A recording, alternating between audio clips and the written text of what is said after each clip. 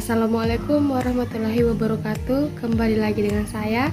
Perkenalkan, saya Rina Sapitriani, NIM 065-2019-0034, kelas B1 Literasi Media Digital.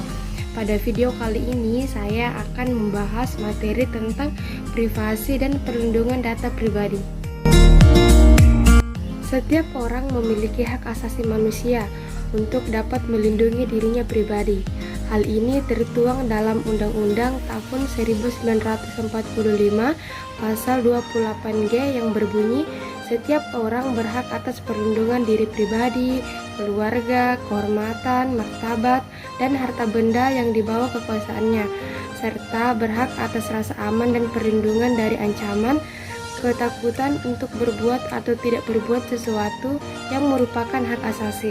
Yang merupakan contoh dari data pribadi yaitu nama lengkap, alamat IP, alamat email, riwayat kesehatan, nomor kartu identitas, penghasilan, dan data lokalisasi. Adapun berbagai contoh gambaran tentang berbagai kasus pelanggaran privasi di internet yaitu pertama yaitu di Facebook.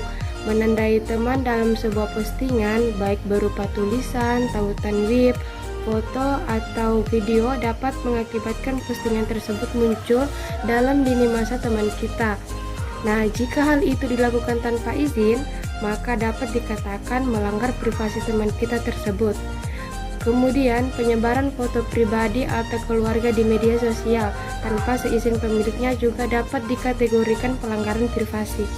Kemudian, penyedia layanan transportasi online memungkinkan mitra dan pelanggannya untuk dapat saling mengetahui nomor telepon yang seharusnya hanya digunakan untuk keperluan komunikasi pada saat proses transaksi. Akan tetapi, sering terjadi beberapa kasus data yang digunakan sesudah proses tersebut selesai. Kemudian di WhatsApp Group, ada seseorang yang memasukkan orang lain ke dalam grup tersebut tanpa meminta izin sebelumnya. Hal itu menyebabkan nomor telepon orang tersebut dapat beredar tanpa izin-izinnya, dan itu berarti melanggar privasinya.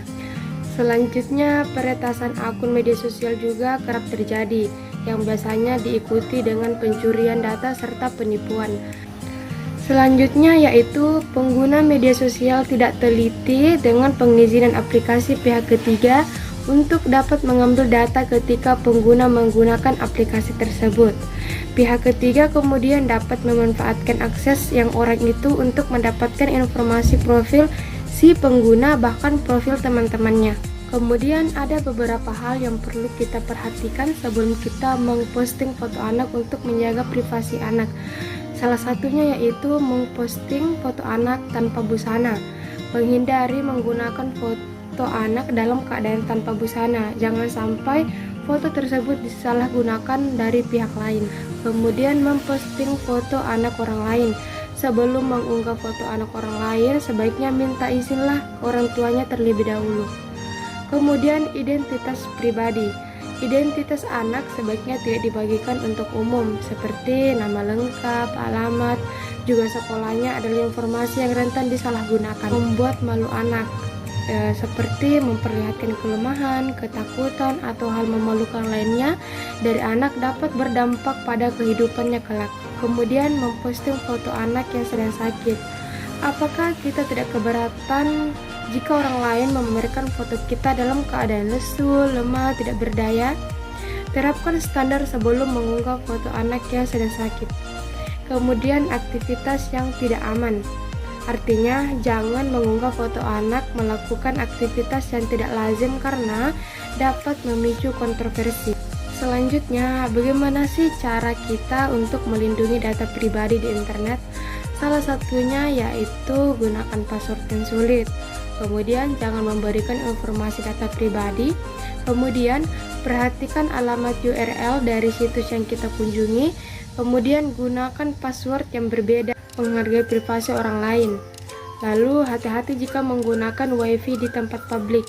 Kemudian jika mendapat tautan link situs web melalui email, pesan singkat dan sebagainya, yakinkan dulu jika link tersebut mengarah ke situs yang kita tuju. Dan yang terakhir yaitu lakukan setting privasi di setiap akun media sosial. Selanjutnya yaitu mengatur settingan privasi di media sosial. Yang pertama yaitu Facebook.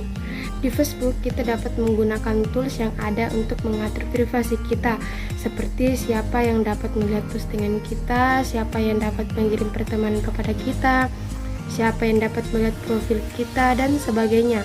Kita juga dapat mengatur siapa yang dapat memposting di lini masa kita, dan jika ada yang menandai kita, dan sebagainya. Kemudian di Instagram. Di Instagram kita dapat mengatur setting untuk menentukan privasi kita. Beberapa hal yang dapat diatur antara lain privasi dan keamanan, privasi akun yang diblokir, status aktivitas, membagikan ulang cerita, kontrol komentar, dan sebagainya. Kemudian di YouTube. Di YouTube kita dapat mengubah setelan privasi video dan mengelola akses penayangannya. Beberapa pilihan yang tersedia adalah sebagai berikut. Yang pertama yaitu video atau playlist publik dapat dilihat dan dibagikan oleh siapa saja. Yang kedua, video dan playlist non-publik dapat dilihat dan dibagikan oleh siapa saja yang memiliki linknya. Yang ketiga, video dan playlist pribadi hanya dapat dilihat oleh kita saja dan pengguna yang kita pilih. Itulah tadi penyampaian saya mengenai tentang privasi dan perlindungan data pribadi. Semoga apa yang saya bagikan ini bisa dapat berguna dan bermanfaat untuk teman-teman. Sekian dari saya. Assalamualaikum warahmatullahi wabarakatuh.